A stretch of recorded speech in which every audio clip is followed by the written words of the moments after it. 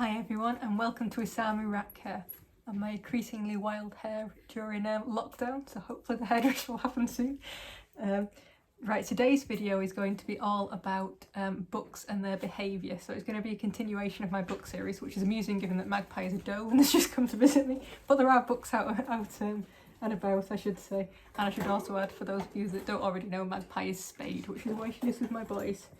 Right, we actually have a book now. So, books and their behaviour. Now there is many rumours around a book's personality and the fact that they are apparently lap rats.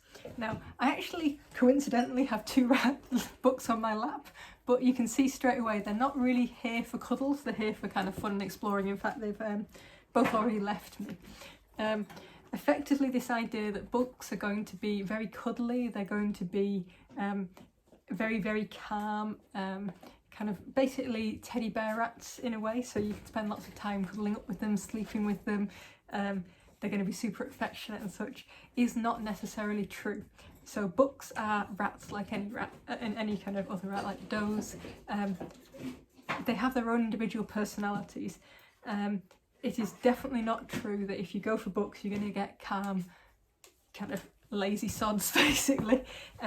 A lot of that depends on the line and the personality, and as you've probably seen from watching various videos over the years with me, then the rats from kind of our line are by no means cuddly rats. They might come and pop along and give me a video and kind of like cuddle, show off to the video and give me a lick or something, but then they're off, they're out and about and they're exploring. And actually all my boys are out and about exploring right now. Even Burko, who is neutered, when he's out it tends to be out and exploring. He's not out right now though because he does not know these books. That would be quite messy, probably. So we can safely say that books are not necessarily kind of cuddly lap rats. So what are the differences from does, and is there any differences from does? So when you first get your, let's say you get some babies, you've got some baby books, straight away you're probably not going to notice a lot of difference between the does and the books. I would say sometimes the does are a little bit more insane, but it's all relative really. If you've not had does before, you don't quite understand that edge of insanity that you can sometimes get. Baby books and baby does are very agile, very active, very fun, and like playing games, don't they, Kip? Kip's a young adult book, so he's still quite kittenish in his behaviour, and he'll play chase with my hand and that kind of thing, race around like a nutter. What you may notice with books, and I will say this is not all books, but on average, is they may spend a little bit longer studying things. They might be a little bit more intent in their kind of like interest in something. And that's all linked with their kind of ultimate drivers. So essentially a book's job in the wild, and I say job in kind of inverted commas, is to go around and impregnate as many females as possible. It's quite a simple life as these things go, but they don't have the same responsibilities as a doe that is kind of effectively their job is to raise babies. And because of that they have slightly different drivers, and part of that they are much more interested in what competition is out there, because obviously hierarchy is very important, that the kind of higher up in the pecking order you are, the more chance you are of getting a mate. And I will say even low ranking rats can mate. It's not like some species only the alpha, and again inverted commas because it's not quite as simple as alpha, etc. But it's not only the kind of highest ranking rat that will get to mate, lower ranking rats can as well. But what typically can happen is multiple rats will mate with that female, but the rat that gets there first, which is generally the most kind of strong, physically kind of dominant, that kind of thing, that rat will generally have the best chance of impregnating her. And actually you can get more than one father. Interesting thing, each of the babies clearly only has one father, but the litter as a whole can have multiple fathers in it because of that system. So it's quite important to them that they know what their competition is doing. So that idea that they will sniff a little bit more intently, particularly the urine of other rats, especially if you've had a girl on you, they will find you fascinating, they will get glued to you even at quite a young age. Though I will say that really comes into play as they start turning into kind of teenagers and understand what the opposite sex is for. But by the time you're home, when the baby's around like 8 weeks old, 9 weeks old, they're not particularly interested. Does were just the other kittens they played with for many years. It's when the testosterone starts kicking in. And we mentioned in the last video, which was all about the physical side of rats, the testosterone starts around about the 12-week mark, which is when their kind of scent changes, when their coat changes, but it by no means finishes at that stage. That's just the kind of very start of them turning into teenagers. So as they get through their teenage period, we all know from humans there's a lot of testosterone flying around at that stage, and as they kind of get into the later teens, it can lead to kind of like teenage angst, kind of frustrations, the urge to prove yourself and show yourself as the kind of like top of the pecking order. They become very hierarchically driven, and this is a big difference between does and bucks. Does tend to operate a much more fluid hierarchy. They have several fairly high-ranking individuals. You can still usually pick the one out of the group that will get their way if they actually want to get their way, but they quite often are quite cooperative higher up. You sometimes get a matriarch that rules the roost, but more often it is a lot more a fluid thing. In books, it is a much more defined hierarchy, generally speaking. It does depend a little bit on the individuals, but generally speaking, in a book group, you will know who your boss is. So my boss is this chap, Eclipse. You're the big man in the cage, aren't you, mister? And that is a good part, because he's actually also the physically best built. He's the biggest book, he's the strongest book, but it is not always the case, but it is quite a strong factor in there. And it's part of kind of like their temperament and their driving factors, and that's how we kind of can understand things. And this is where you will notice the biggest difference. Teenage years. So as they're going through this kind of angsty period, and I will say it varies really, much like it does with humans and various other animals. Some will kind of get very stroppy, will think life is completely not fair, they need to be at the top of the hierarchy, suddenly get angry at everything. The majority will just have a few like little tantrums. They might try and throw the weight around once or twice, usually with each other, particularly because around about, if you've only got like 2 or 3 rats and they're all the same age, when they hit that hormonal stage, suddenly they all want to be in at top, and then there's a bit of shuffling that needs to sort it out. If they're in a group with already existing kind of adults, so like my 2 youngsters at the moment are in with Eclipse and Sol, his brother, then when their teenage phase is often, it tends to go one of 2 ways. It's either kind of muted, so the presence of a strong alpha, like Eclipse is very kind of like good at his job, he's very strong and kind of confident and calm. I think it's unlikely that I will get too much trouble from both Kip and Sol. To be fair, they're very laid back lads. I suspect Sol will be the kind of most physically intimidating of the 2 of them. Kip's a bit of a girly boy, bless him. But the presence of this strong alpha will actually artificially suppress the hormones. So it's similar to the principle that you come across in silverback gorillas. So the silverback is the kind of big dominant leader of the kind of group, and their presence will stop any other kind of gorilla in that group becoming a silverback. They will still be kind of masculine, they'll still have a hierarchy, they'll still have muscle, but they won't be as well muscled, and that's because of its presence. And it's the same in books. You'll find that that the presence of a kind of strong dominant alpha will artificially suppress even the muscles slightly on the younger books, but also their testosterone spike. So it's very useful to have a strong alpha in a book group, even more so than does, though does do still benefit from it. It's a bit annoying when you've got like a bitchy doe and then not sorting themselves out. But yes, so we kind of like looking for that kind of strength to suppress. What can also happen though is if your alpha is not particularly good, they're not particularly kind of like imposing, they don't rule in a kind of calm, fair manner, you can find when your younger rats hit that kind of teenage phase that they can start becoming arseholes. And by arseholes I mean they tend to get very wound up, fluffed up, angry. They do spend a lot of the time scent marking. And if Eclipse comes round here again, you'll notice him scent marking. He's going through a slightly delayed teenage phase at the moment. He's about a year old next month, and he's currently still a little bit kind of like, his testosterone has spiked quite high. He's clearly not got another book to keep it under control. Magpie is older than him, but as a spayed doe, she does not factor into the hierarchy. And Sol is like no competition. Sol's quite happy being the number 2, though he seems to be getting the girls at the moment, so Eclipse might be a little bit jealous too. But yes, so that kind of like, they rub their side against things, that's scent marking. They sometimes shuffle the kind of underside of their paws, they've got scent glands there, so they use that. They will get fluffed up, kind of quite tense feeling in the body.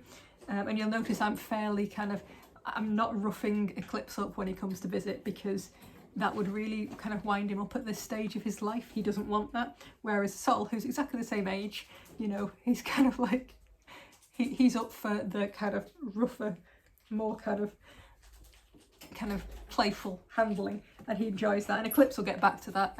He just needs his period to kind of like calm down slightly, because he is the alpha, so he has all this responsibility on his shoulders, and just needs to kind of like get used to that and settle, though he's kind of calming down quite nicely. So you just sometimes have to kind of understand in that period. However, sometimes it can go wrong, and when I say go wrong, they can take it too far. So Eclipse went through a stage, took a couple of weeks, where he's borderline, where I strongly considered, because he just got quite angry, which is partly why Sol's getting the girls and Eclipse is not. But he'd taken it kind of like that a little bit too far, and he didn't bite me. He hasn't bitten any humans, but there was a few moments that I thought, if I'd been any less confident, there was a fair chance he could have. And that's something that you can see. So you'll notice the butt getting more and more wound up, more and more fluffy, tense, and they may start, one thing to watch out is whipping the tail. So there's a tail wag, which is kind of quite slow, gradual. Sometimes there's like a really quick buzz. When you see the kind of like really purposeful whipping, and it's quite a distinct kind of motion, and the buck is fluffed up, it can be a doe as well, but it's a particular sign in a hormonal angry buck, and he's kind of like really looking mad as hell, I would say move very quickly to pick him up, preferably throw a towel over and pick him up and just put him somewhere calm. What you can try in some cases is kind of stroke him to try and calm him down, but it depends how wound up he is. But that buck is thinking about biting, and it might be you, it might be another rat, but it's one to bear in mind. And it is uncommon that books go through this. Most books go through it with no problem at all, and having that established hierarchy really does help, but it can happen. The other thing they can do is take it out on their cage mates, and that tends to be where either they're not a strong enough alpha, so the cage mates don't have respect for them, so they try it on, or it might be where they're not confident enough themselves, so feel the need to lay down the law at any possible opportunity. You know, a rat looks at them funny and they just wham, knock them over, and they can bite and cause injuries then. So these are things to look out for, either kind of biting and causing injuries to you as a human, or to other rats. Both of them are not really acceptable. Both of them can be fixed quite easily by a castration, and I would encourage you to watch the castration video I did, which goes into the kind of principles behind it and some of the other options that are around there. But I won't go on to that now because I'll just witter forever. I will do anyway, let's face it. But yeah, so that's one to consider on that side of things. The other thing to think about when they're in that stage is actually it's not always the dominant rat, so the one that's biting the other rats, that's at fault. I remember having a trio of boys come to stay here, and one of them was kind of like really struggling, clearly very tense, very hormonal boy, lovely lad, but he was kind of like angry. But actually more so than angry, he was just constantly stressed and tense, and clearly hormonal, and we thought he was at fault. And then I spent a bit of time watching them, and it was really interesting. There was another rat in the group that was like bottom of the pecking order, very calm, loved everybody, very laid back. And then there was the middle ranking rat, and it turned out the middle ranking rat was the arsehole, because what he would do is he would just sit there and then he'd just nip and constantly nip at the kind of dominant alpha type rat, just piss him off gradually, but nothing bad enough that this guy felt like he was justified to knock him over.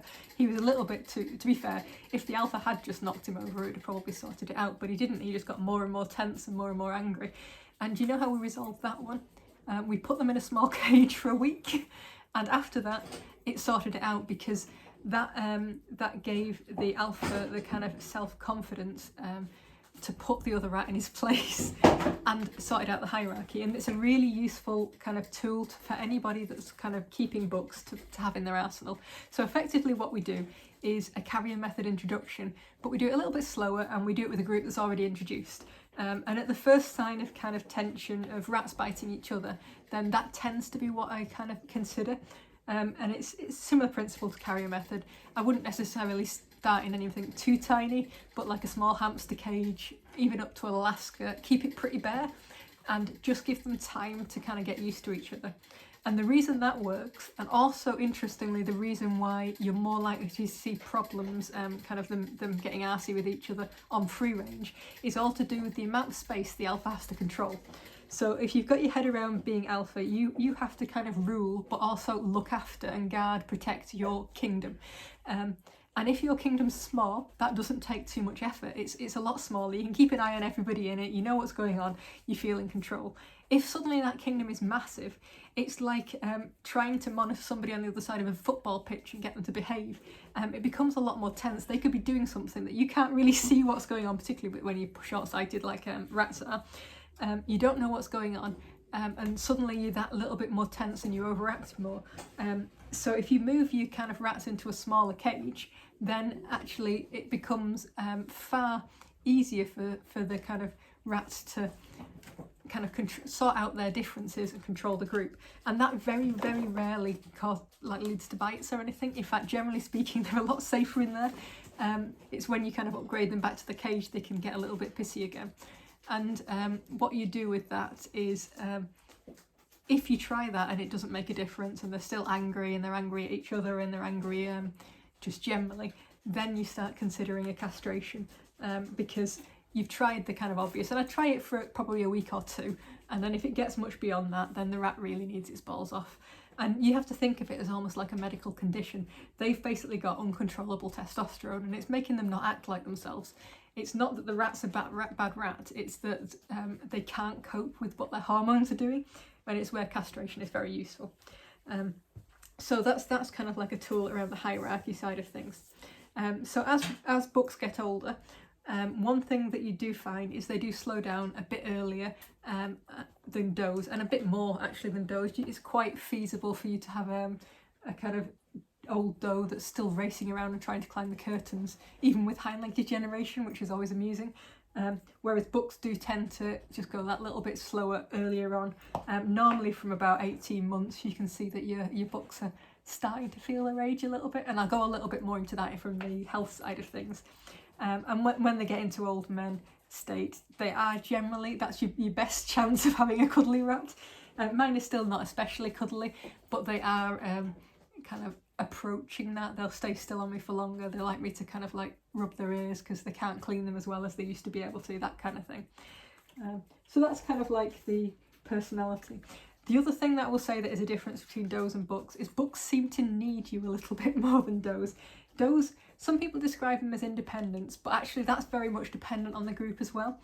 So my does are very much love seeing me, but you know that it's just like they're choosing to see you, that they could cope without you. Whereas the bucks, if I'm away for long, they're very clingy when I get back. They just want to be on me all the time. And it's actually, you notice it even with Burko, who's in the girls group, he's still quite kind of clingy and a bit weird. Bucks can be creepy. Burko likes to stare at me at times. It's a little bit unnerving, let's say. In fact, he's staring at me right now. For those Burko fans, which we have quite a few, he's just up there. Probably asking me why I've not got him out for free range, but I don't think he'd get on too well with Eclipse. Eclipse might beat him up a bit. But yes, so that's kind of like the major factor to understand with books is understanding that hierarchy is such a big thing to them. Helps you understand why they take things a little bit more serious, and also understanding the effect of testosterone on their kind of like growth. And actually the part of the reason that you see that older books kind of calm down a little bit is the testosterone drops off as well, which we discussed in the physical side of things, so it affects their behaviour massively as well. Right, double check my list. I wrote one based off what people put in my Facebook group actually, so thank you for anybody that gave me stuff on that. Unfortunately Eclipse has peed on a bit of it. I think it was Eclipse, might have been kicked, so I might be guessing somewhat. Right, other thing on there is introductions. So introductions is very much linked to this kind of like hierarchy driven side of things. Some people are terrified of book introductions, and they're scared because generally speaking a book cares more about this hierarchy, so they want it all established, locked down, settled quickly, and that can lead to fighting. But it can also actually work out perfectly fine. It really depends on who you're introducing. So books work particularly well where you're introducing very dissimilar rats in the hierarchy. So if you're introducing adult males with babies, and when babies, I would never introduce a rat under about 7 or 8 weeks, preferably 9-10 weeks to adult books. But that kind of age group, there is a massive difference in hierarchy. Basically the kind of adults know they're going to be in charge, and that is usually enough to make things a lot smoother, so they don't feel the need to lay down the law other than to tell babies off when they're taking the piss, like humping their heads or that kind of thing, you know, because babies are irritating. Yes, I'm sure you were very irritating as a baby too, mister.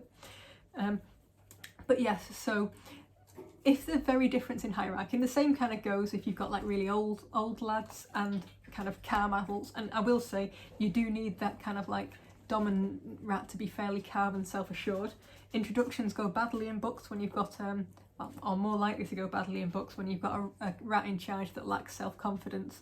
They're far more likely to kind of overreact and kind of muck things up, much like they are when they're in a hierarchy generally. Hey Clips, how are you getting on? So you do have to bear that in mind. When you're introducing two books that are very similar in terms of their position in the hierarchy, and I don't count kitten to kitten in this because that is just like nothing at all, but if you've got two books that you're introducing together that are both wanting to be the top of the hierarchy and both have the potential to be at the top of the hierarchy, that's when it can be quite challenging. And that's not to say you can't do it, it's just probably going to take a bit longer. You might have to start in a smaller space. You might have to be a bit more patient, and there is a fair chance that you might end up castrating one of them. The majority of book groups though live together without needing castration. It's just sometimes you need to kind of tip the balance and to get things to settle down. And some books do need that, you know, that if the hormones are going out of control, it's just one of those things that needs to happen. So basically, if you're introducing books, the easiest introductions you can do is a book to a spayed doe, or books to spayed does. And that's because the does are of absolutely no threat at all. You generally find any kind of neutered rat is easier, but particularly the does, because books quite like does. Some of them will continue to try and mate with them. The does at that point will probably tell them off because they're not interested. I will say Magpie does not get molested. The books have realised that she's not available for that kind of thing, but they get on very well, and that is usually a very simple introduction. Closely followed by book kittens to kind of reasonably calm. Well, to be fair, book kittens to old books is just easy as well. Book kittens to book kittens is very easy, but in terms of adult books, kittens to them is the next easiest after a spayed doe.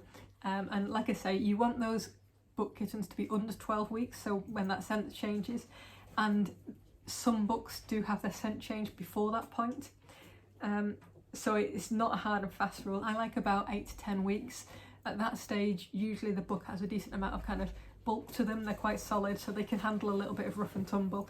And whilst most introductions don't really feature that, some adult books will like to kind of pin the babies a little bit, and you want them to have more about them when that happens. So kind of that introduction works very well. And you can usually get away with them in a number of methods, but I tend to favour the carrier method generally just because I find it easier, more reliable than most. After kind of this kitten introduction, then adult books, as I say, is a bit more challenging. I would pretty much always do that by carrier method, unless you're convinced you've got a heavily territorial book. Just because you don't really want to be faffing around too much with books. You don't want to be doing lots of repeat introductions, separate, because the book's need for hierarchy means that they need to resolve things quite quickly, otherwise it just builds some stress, and the more you build the book's stress up, the more likely they are to overreact and injure someone. So I personally would not do kind of your neutral space, or even cages side by side with an adult book to an adult book, for me that's a recipe for disaster. You may get away with it, particularly if you've got books that have got very low testosterone naturally, but it's one that you just want to be careful with if you're considering, and do consider that they can kind of like overreact a lot more, and get angry with it. So that's in terms of introductions. I should briefly mention, because it kind of fits into this topic even though it's also a physically type thing, scent marking. So one of the rumours that goes around about books is they're constantly scent marking, and that's why you should get does, because you don't want them to scent mark everywhere. Now in reality both books and does scent mark, all of them to a differing amount. I will say my books currently are probably slightly better than my does, and that possibly has partly to do with the fact I have more does than books. But actually it just seems that my kind of 2 adults are not that scent marky. So I'm actually kind of like, there's no like trickles on me at the moment, which is quite amazing considering that I've had books all over me today. But they will, generally speaking, books probably do scent mark slightly more, and that's because they care more about the scent marking. So the scent marking is basically like the book's calling card, so it's telling everybody else all about their information. So it's telling them things like how fit they are, how kind of healthy, how virile they are, how dominant they are even, and that is really useful information for a book that's kind of marking out his territory, but also trying to kind of eye up a mate or two. Kip's climbing things, he's clearly a lap rat there, he's climbing up the filming stand. But yes, so it's very important for a book to kind of mark their territory, more so for a dominant book. And some people will tell you that if you castrate a book that will stop them scent marking. That is nonsense. Castrated books do still scent mark, some of them more than others. Usually there's a reduction, but not that significant. And I will say, if you want to put your rat through a surgical procedure to stop them doing something that's kind of a very natural, non-harmful behaviour, then you probably shouldn't get rats, because it's quite, whilst it's kind of one of the safer operations, it's still an operation that carries risk, and you come across rats that die from it on a fairly regular basis. Thankfully not the majority, but it still happens. I think there was a survey on Rat Care UK, and I can't remember the exact figures, but you're talking about, with bearing in mind that the people on Rat Care UK generally are well informed and so have picked particularly good vets that are good surgeons. You got about I think it's around the 95% survival rate from the operations, but that's still 5% that don't make it.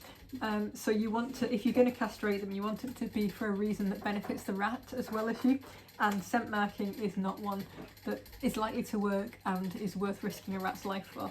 There's plenty of health benefits with that, but that's covered in the castration video. Trying to think, I've covered off my list here. I think this is most of the things to do with the book's temperament side of things. Hey Bobby.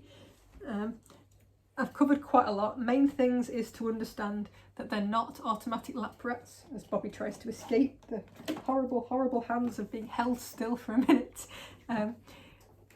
But they can be. They're a little bit slower than does, but not by much. I will say they're a little less agile, but I've mentioned that before.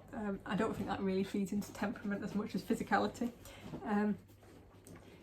But really, don't go expecting to get a lap rat. They are more likely to have kind of hormonal dominance related issues. They will go through a teenage phase, whether they are kind of happy-go-lucky or not, but most kind of hormonal phases are just a short-term thing and don't involve any kind of damage or anything. You just might notice them being a bit more tense and scent marky and scrapping a little bit more amongst themselves. But if nobody's getting injured, you know, it's one of those things. It's part of growing up. They need to kind of learn where they fit in the kind of grand scheme of things. Understanding how that kind of like relates to the importance of hierarchy to them, and how you get that much more defined hierarchy in rats, and also how that defined hierarchy means that introductions are a little bit more serious. I will say actually, which I didn't mention before, I actually find book introductions easier than doe introductions, because book introductions are generally predictable. You know who the problem characters are going to be. Usually if they are regular problem characters, you've already had them castrated, but they tend to react in a predictable manner. Even if that's an extreme reaction, it is predictable, so that makes it a lot easier to manage them. Does, even the nicest doe can suddenly take a dislike to somebody, and it's a lot more personality based. Whereas books are simple creatures. Like I say, if they understand their position in the hierarchy and they feel comfortable in it, and actually they've got a good alpha, then it's going to be fairly straightforward. And if they've got that self-confidence. And then the final bit is just around the scent marking, and just understanding that all rats scent mark, be they books or does, but books are slightly more likely to do it. But also understanding that scent marking is not them peeing everywhere. Unlike some internet rumours, rats are not incontinent. They do have bladders. I do find it fascinating that people think they don't. And they just have a slightly different kind of like approach to saying hello and introducing themselves to us humans. Right, so that's probably everything from me. I think I'll say over and out from me. Oh, Eclipse is going now to tell off one of the babies in a perfect example of kind of like slightly kind of alpha moment. Kip jumped on him basically. But yes, over and out from me, and over and out from the nearest book. Well, there was a nearest book, but Eclipse has just chased Kip off, so over and out from me and the boys in various states of chasing. So thanks very much.